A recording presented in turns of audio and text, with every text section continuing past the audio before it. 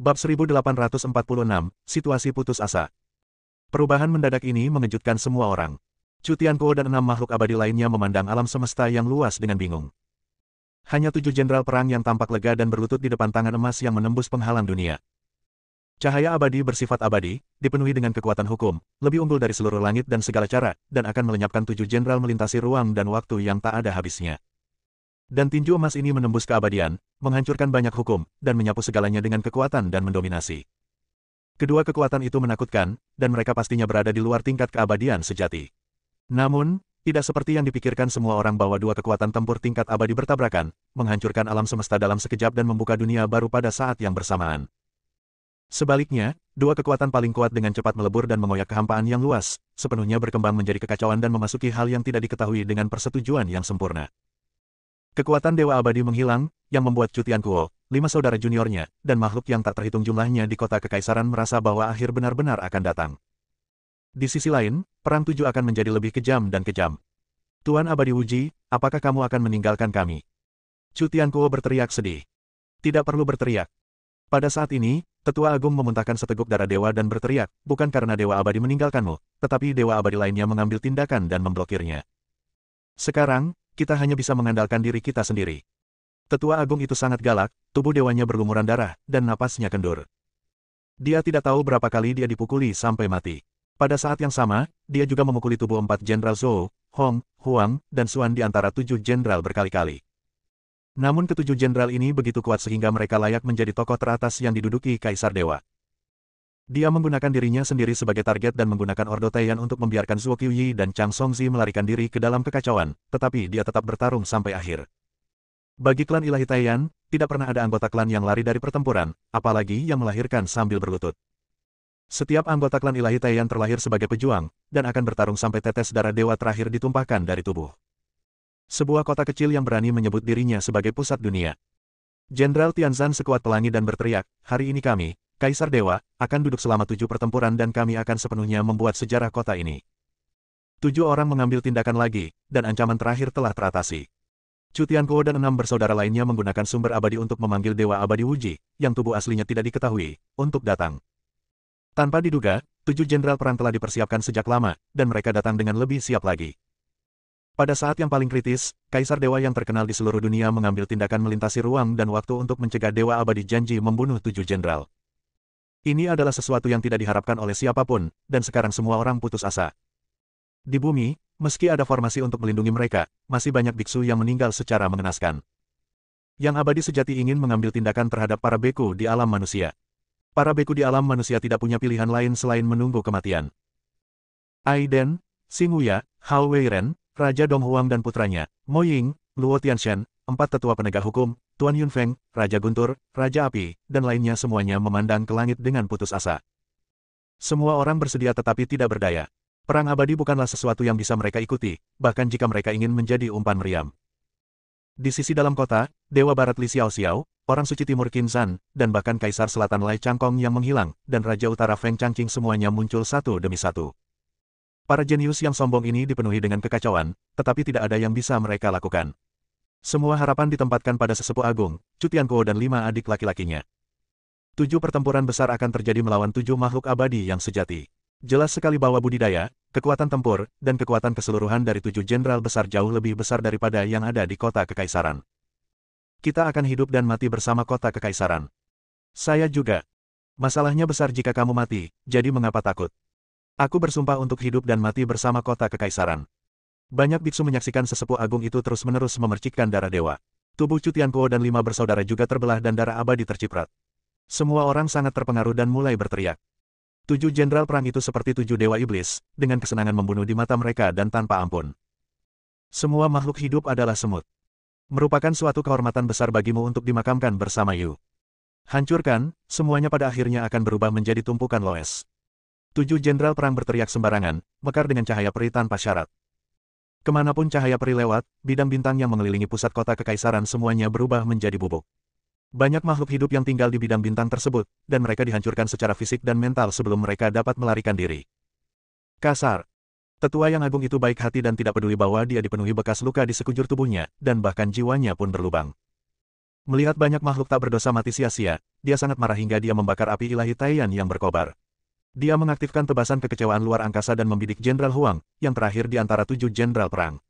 Binatang buas, kamu membunuh orang yang tidak bersalah tanpa pandang bulu, Tuhan itu kejam, dan cepat atau lambat kamu akan dihukum. Tetua Agung meraung dengan marah. Dia menggunakan bakat luar angkasanya untuk melewati blokade Jenderal Xuanzan dari langit dan bumi, dan menahan serangan dominan Jenderal Huang. Kemudian dia meninggalkan tubuh sucinya dan menyerang langsung ke arah Jenderal Huang dalam kondisi jiwa sucinya.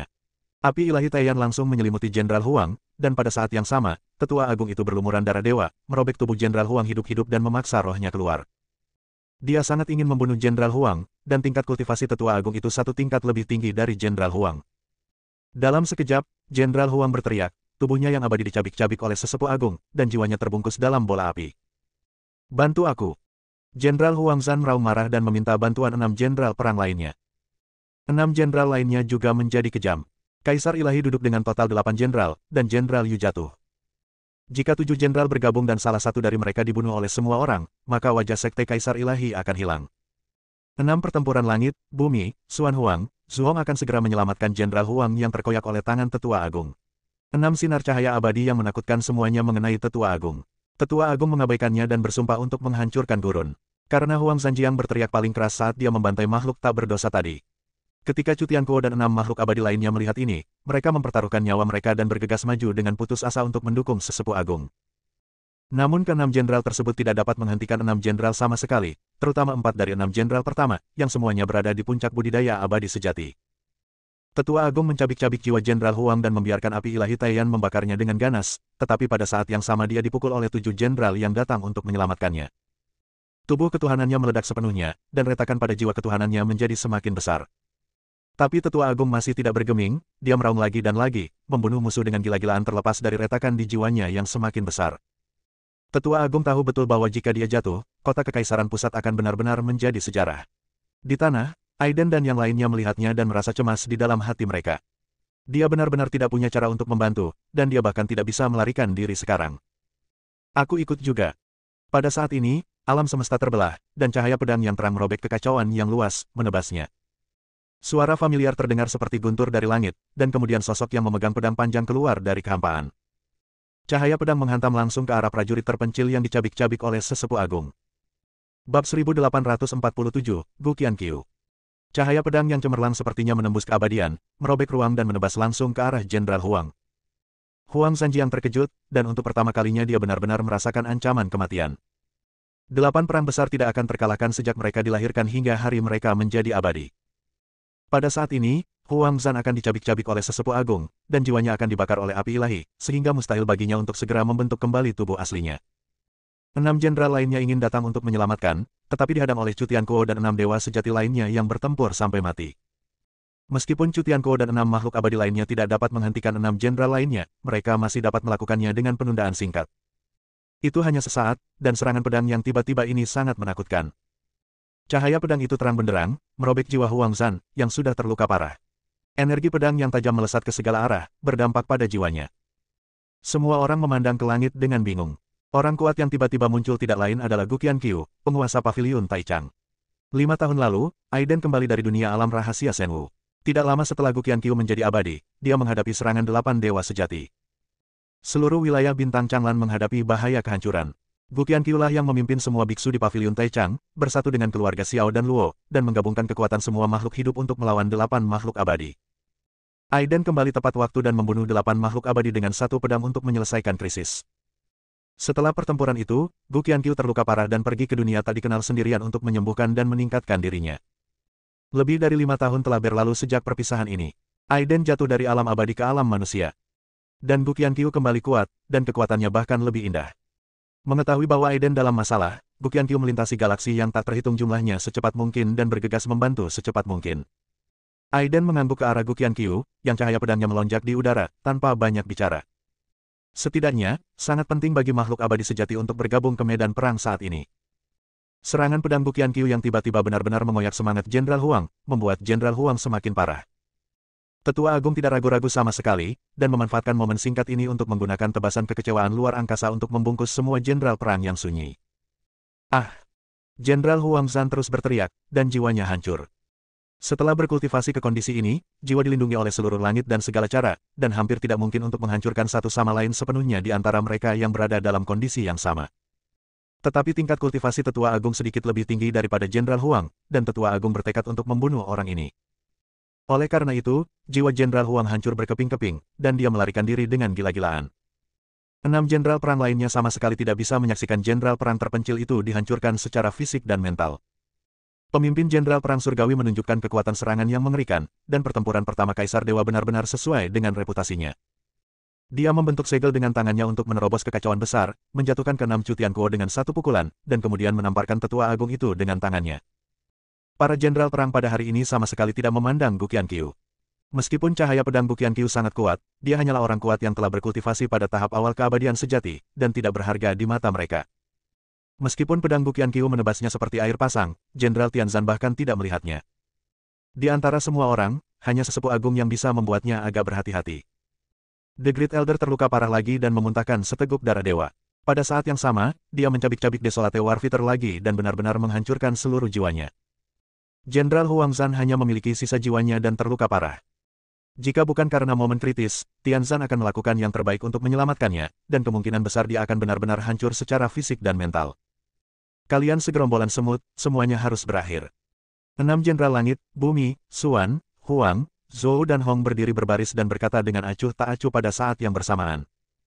Di antara 8 jenderal, Yu dibunuh oleh sesepuh agung sendirian. Huang terluka parah dan hanya secercah jiwa yang tersisa, yang membutuhkan waktu tertentu untuk pulih. Alhasil, hanya tersisa 6 jenderal. Tapi ini masih merupakan barisan yang menakutkan, terutama 4 jenderal Tian, Di, Xuan, dan Huang, semuanya berada di puncak kekuatan abadi sejati. Selain itu, mereka berempat mempraktikkan seni Kaisar Ilahi yang menakutkan. Seni Kaisar Ilahi adalah metode rahasia guru abadi yang diciptakan oleh Kaisar Ilahi, dan kekuatan serangannya tidak ada bandingannya. Pada saat itu, Chu Tianquo, satu-satunya 2 orang kuat di puncak alam abadi sejati, Tetua Agung, terluka parah di kota Kekaisaran Pusat. Khusus untuk Tetua Agung, jiwanya penuh dengan retakan padat, dan darah ilahinya hampir terkuras. Chu Tianquo tidak jauh lebih baik, tubuhnya telah dihancurkan berkali-kali. 5 dewa sejati yang tersisa dan Gu Qianqiu, yang baru saja datang untuk membantu, tidak dapat mengubah hasilnya. Menghadapi Jenderal Kaisar Dewa yang kuat, semua orang merasa putus asa. Anak-anak, tunggu, harapan ada di depanmu. Tetua Agung itu berteriak dengan sepenuh hati. Meskipun dia terluka parah dan tidak mampu keluar dari pengepungan, dia tetap terus maju dan optimis. Chu Tianquo dan yang lainnya sedikit frustrasi. Dulu, mereka tinggi dan perkasa, tetapi sekarang mereka merasa sedih. Senior, Aiden adalah murid Tao saya di Paviliun Taichang, dan dia juga saudara laki-laki saya. Berjuang untuk saudara-saudara saya, apa yang harus saya takuti selama ini? Gu Qianqiu mengayunkan pedangnya dan berteriak keras. Oke, oke. Tetua Agung memandang beberapa orang itu dengan gembira, lalu berkata kepada Chu Tianquo dan yang lainnya, apakah kamu takut? Ini. Chu Tianquo tidak tahu harus menjawab apa. Jika 7 jenderal perang tidak bertindak terlalu jauh dan ingin membantai kota, mereka pasti tidak akan mengambil tindakan. Dengan kata lain, Chu Tianquo dan 6 makhluk abadi lainnya mewakili kota bagian dalam, sedangkan Aiden dan lainnya mewakili kota bagian luar. Konflik antara dalam kota dan luar kota lebih besar daripada konflik antara dalam kota dan Sekte Kaisar Ilahi. Hanya saja 7 jenderal perang begitu penuh kebencian sehingga terpaksa saling menentang. Masalahnya sudah sampai di sini. Kami berenam bersaudara hanya berjuang untuk melindungi kota kekaisaran. Jawab Chu Tianquo. Kemudian, Chu Tianquo masih tidak mau menyerah. Dia melihat ke-6 jenderal dan berkata, jika Anda tidak mengambil tindakan terhadap biksu yang tidak bersalah di kota kekaisaran, kami berenam akan segera mundur. Limbah. Tetua pertama membenci kenyataan bahwa besi tidak bisa menjadi baja. Yang jelas, 7 perang akan benar-benar siap dan tidak akan ada kompromi sama sekali. Benar saja, menghadapi tawaran Chu Tianquo, Jenderal Tianzan berdiri tegak dan berkata, kamu semut, kamu tidak memenuhi syarat untuk menegosiasikan persyaratan dengan kami. Kalau begitu, ayo bertarung.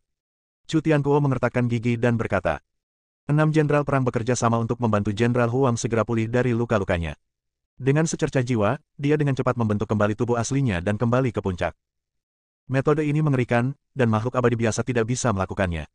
Namun, Sekte Kaisar Ilahi adalah raksasa teratas di dunia, dan beberapa metode yang tidak diketahui orang biasa adalah normal. Api penyucian Dewa Kaisar. 7 jenderal perang tiba-tiba berteriak. Kemudian ke-7 orang itu berubah menjadi 7 sinar cahaya peri dan menempati 7 penjuru, disusun menurut pola bintang 7. 7 sinar cahaya peri sungguh menakjubkan, menarik seluruh langit dan menarik hukum. Hukum tersebut saling terkait untuk membentuk pemandangan hari kiamat yang menakutkan. Dalam sekejap, seluruh langit tertutup seluruhnya, dan galaksi yang tak terhitung jumlahnya hancur. Dunia telah sepenuhnya menjadi api penyucian yang terkait dengan kekuatan hukum. Setiap orang di api penyucian, tidak peduli seberapa kuat atau lemah tingkat kultivasi mereka, harus dimurnikan. 7 perang besar tampaknya akan berubah menjadi keabadian, bersinar dengan kecemerlangan yang aneh, dan hukum tertinggi akan mencekik satu demi satu dari segala arah. Bab 1848, Pertempuran Berdarah. Api penyucian Kaisar Dewa adalah seni rahasia terlarang yang diciptakan oleh Kaisar Dewa, yang dapat menutup langit, ruang dan waktu, serta memurnikan semua benda berwujud dan tidak berwujud di area tersebut.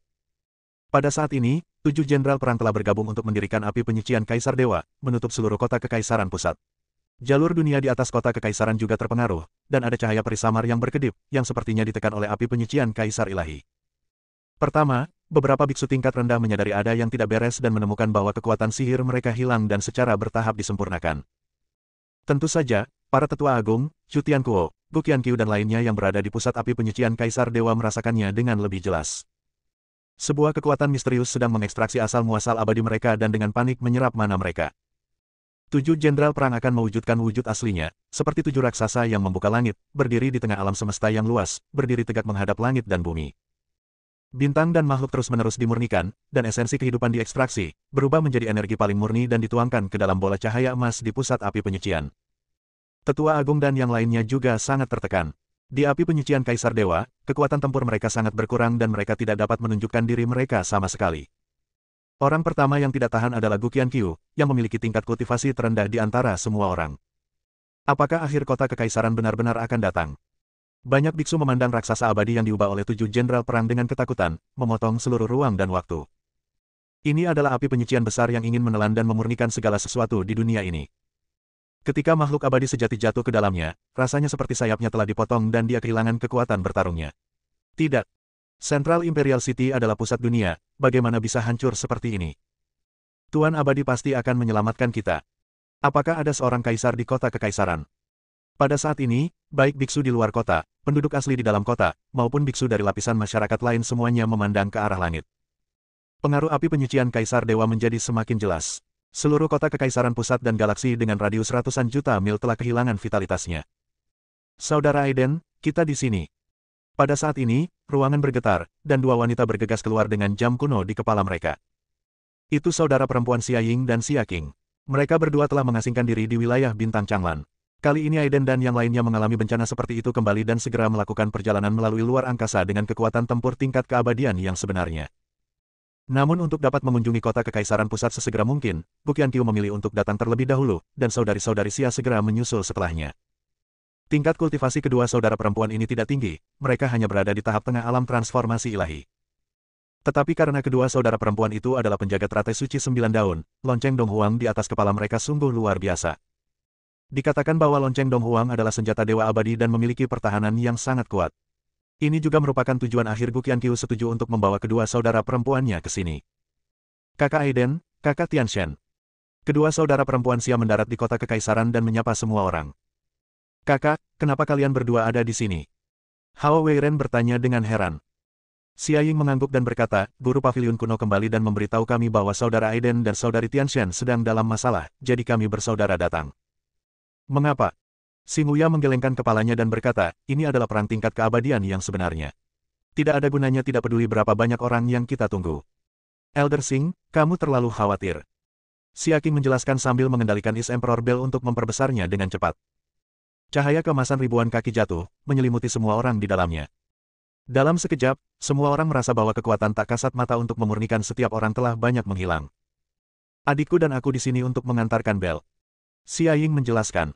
Tanpa penundaan lebih lanjut, saya akan segera pergi dengan lonceng Dong Huang untuk membantu Tetua Agung dan Lao Gu. Aiden tidak ragu-ragu, meskipun dia tidak bisa bergabung dalam pertempuran tingkat ini, dia masih bisa mengirim Dong Huang Bell ke sana. Dia dengan cepat memanggil Distianji, dan kemudian dengan lonceng Dong Huang besar di kepalanya, dia bergegas ke dalam kehampaan dengan seluruh kekuatannya. Tetua Agung, Gu Qianqiu, Chu Tianquo dan 6 makhluk abadi lainnya sangat menderita saat ini. Api penyucian Kaisar Dewa begitu menakutkan sehingga mereka tidak bisa menolak teknik rahasia terlarang yang diciptakan oleh Dewa Abadi ini. Tetua Agung, Lao Gu, lanjutkan. Aiden berteriak ke arah pusat ledakan cahaya peri. Dia tidak bisa mendekat, bahkan dengan lonceng Dong Huang dan cakram Tianji di kepalanya, dia tidak bisa bergerak maju 1 inci pun. Pusat ledakan cahaya abadi semuanya terkait dengan hukum. Ini adalah area terlarang yang hanya bisa dimasuki oleh makhluk abadi sejati. Lonceng Donghuang berubah menjadi sangat besar, dan cakram surgawi berputar dengan ganas dan dengan cepat terbang menuju Tetua Agung dan Guqian Qiu. 7 pertempuran tersebut akan mewujudkan wujud Dharma yang sebenarnya, berubah menjadi raksasa dengan ekspresi berbeda, menempati 7 penjuru langit. Berdasarkan Dewa Kaisar Jue, 10.000 prinsip diperkenalkan untuk membangun api penyucian Dewa Kaisar yang menakutkan, yang akan memurnikan seluruh kota kekaisaran. Oleh karena itu, 7 jenderal perang menyaksikan tanpa daya saat Lonceng Donghuang dan Tianji Pan terbang masuk, dan tidak serta tidak memiliki kekuatan untuk menghentikan mereka.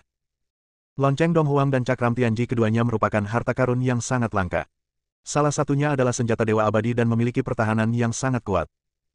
Salah satu yang tidak diketahui asal-usulnya, diperoleh oleh Aiden, lahir dengan kemampuan melepaskan energi ibu hitam dan kuning. Namun keduanya memiliki ciri khas yang dapat ditingkatkan seiring bertambahnya kekuatan penggunanya. Di tangan Aiden dan biksu lain di alam manusia, Cakram Tianji dan Lonceng Donghuang tidak dapat memberikan efek yang paling kuat. Tapi ketika itu jatuh ke tangan Tetua Agung dan Guqian Qiu True Immortal yang kuat, aura yang membuat jantung berdebar-debar meledak dalam sekejap. Tetua Agung mengambil cakram rahasia surgawi, dan seketika puluhan ribu cahaya ilahi muncul kembali, dan Ibu Qiswan Huang mendidih, jatuh satu demi satu, kebal terhadap segala cara. Lonceng Donghuang secara alami terbang menuju Guqian Qiu. Tubuh lonceng itu ditutupi dengan bekas pedang, tombak, dan memancarkan cahaya ilahi yang tak terukur. Langit luas diterangi, dan baru pada saat itulah jam dan piring benar-benar mengerahkan kekuatannya yang tak terbayangkan. Kemarilah. Tetua Agung memandang Chu Tianquo dan yang lainnya yang sedang sekarat, dan berteriak. Chu Tianquo dan yang lainnya ragu-ragu sejenak, tetapi dengan cepat bergegas mendekat. Tetua Agung mengabaikan kecurigaan sebelumnya dan langsung mengendalikan cakram Tianji untuk memancarkan energi induk hitam dan kuning, menyelubungi Chu Tianquo dan yang lainnya di dalamnya. Sekarang, waktunya melawan. Ikuti aku dan bunuh mereka bersama-sama. Tetua Agung meraung dengan marah, dan dengan energi ibu hitam dan kuning yang melindungi tubuh mereka, akan sulit bagi api penyucian Kaisar Dewa untuk memurnikannya sepenuhnya dalam waktu singkat. Hal yang sama berlaku untuk Lonceng Donghuang.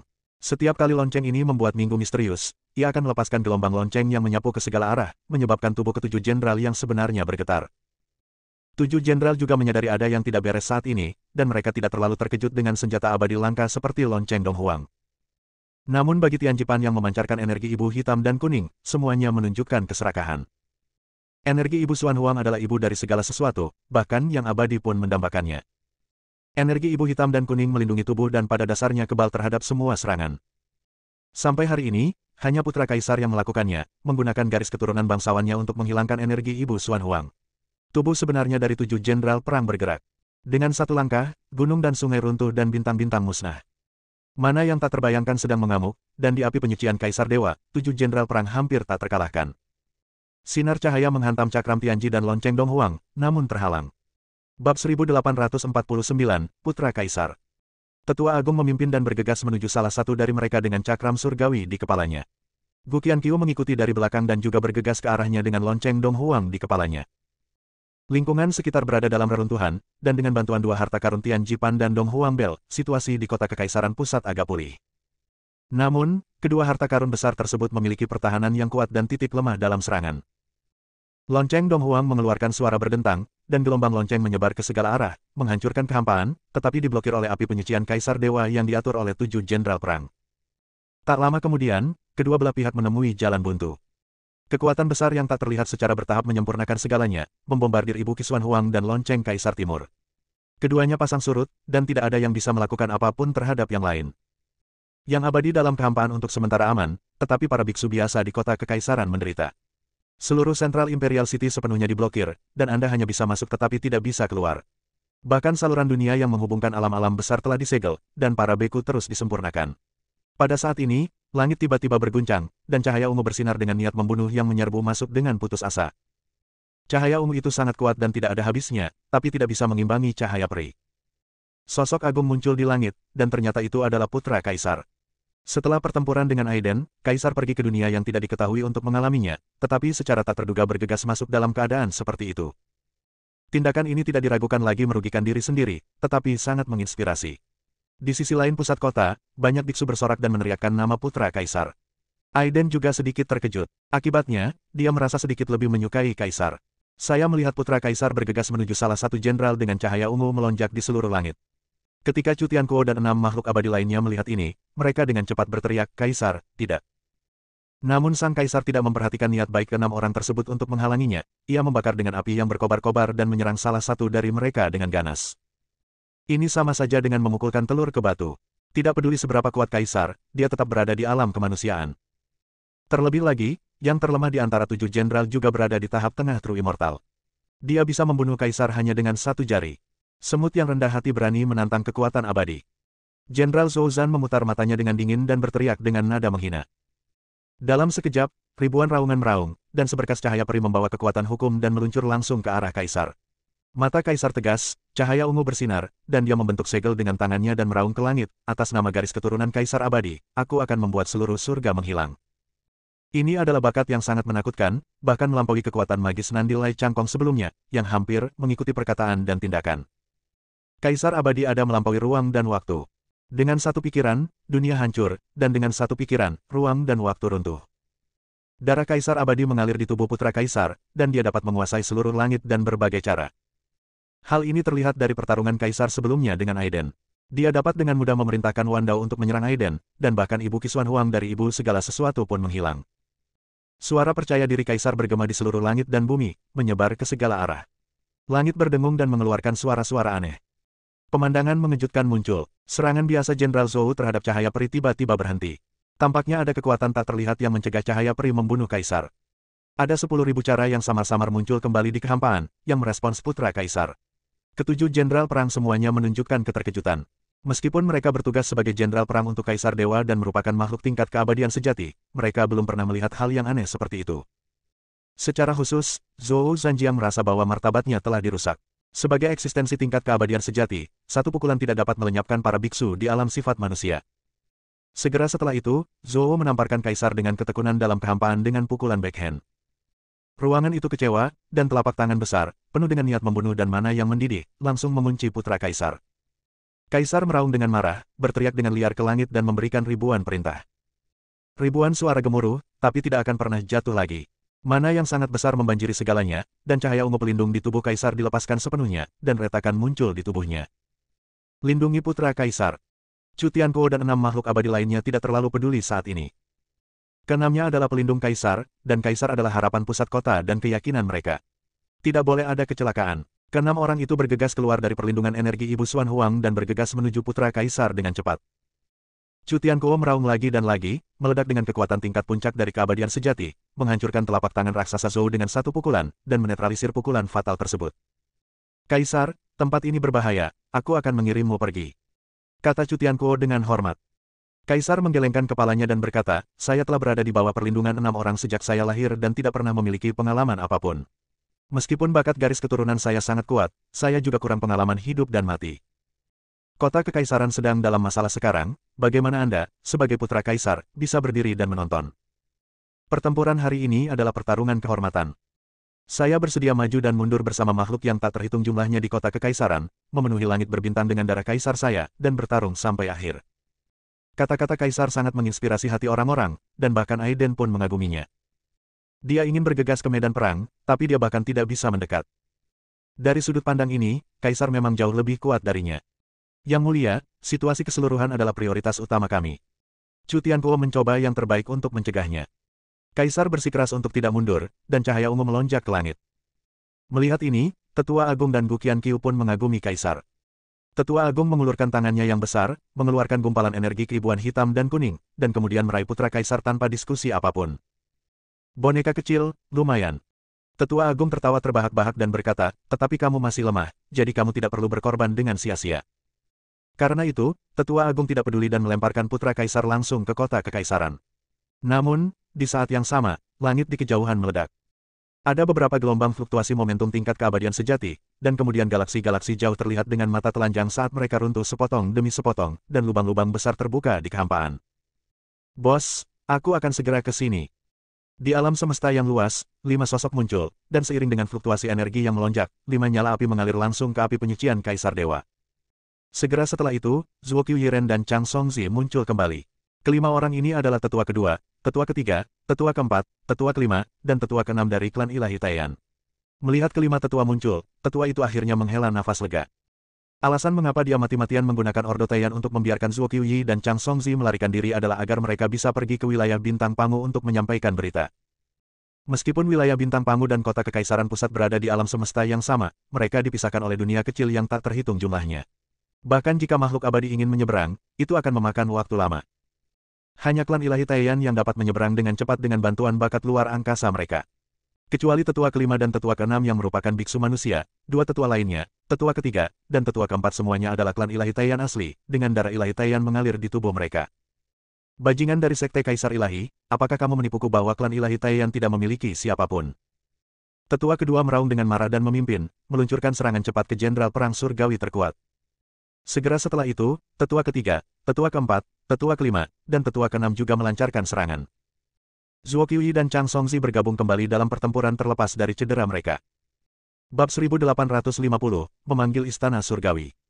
Situasi di medan perang dengan cepat berbalik, dan 6 tetua klan ilahi Taiyan melancarkan serangan paling sengit. Seluruh ruang hancur, dan keterampilan unik seperti Taiyan Divine Fire dan Space Destruction Slash dilakukan secara bergantian. Untuk sementara waktu, api penyucian Kaisar Dewa menunjukkan tanda-tanda melemah. Lonceng Donghuang dan Pan Tianji membantu semua orang melawan pemurnian kekuatan aneh di api penyucian. Namun 7 jenderal perang masih penuh percaya diri, dan mereka memang lebih baik dari segi kekuatan. Keempat orang Tiandi Xuan Huang berada di puncak budidaya abadi sejati, dan Zhou Honghuang berada di tahap tengah budidaya abadi sejati. Di kota Kekaisaran, hanya ada 2 tingkat budidaya abadi sejati, Chu Tianquo dan Penatua Agung, dan sisanya berada pada tahap tengah dan awal budidaya abadi sejati.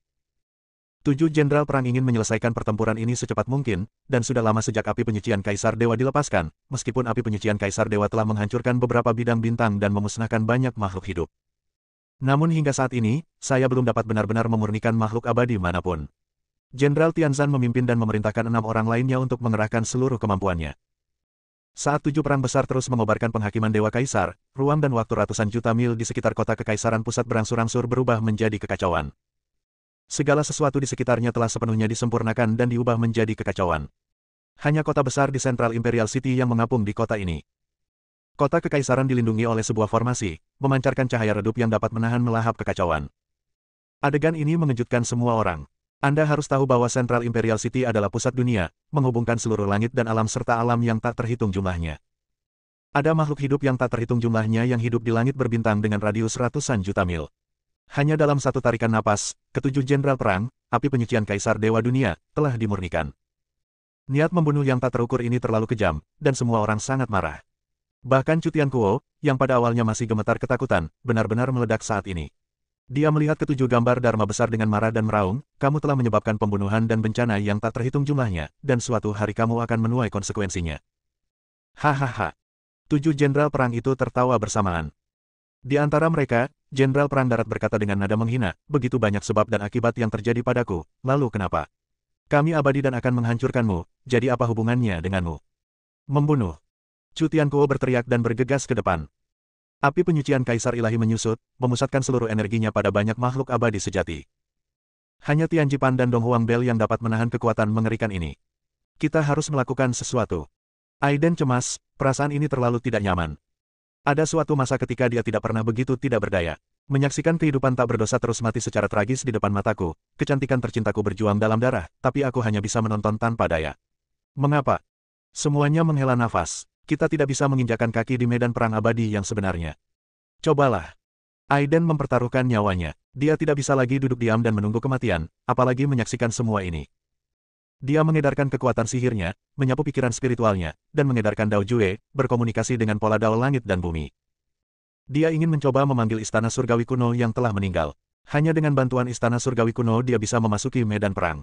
Selama pertempuran dengan Putra Kaisar, roh Istana Surgawi kuno membangunkan dan menyelamatkan hidupnya, dan kemudian menimbulkan kekacauan lagi.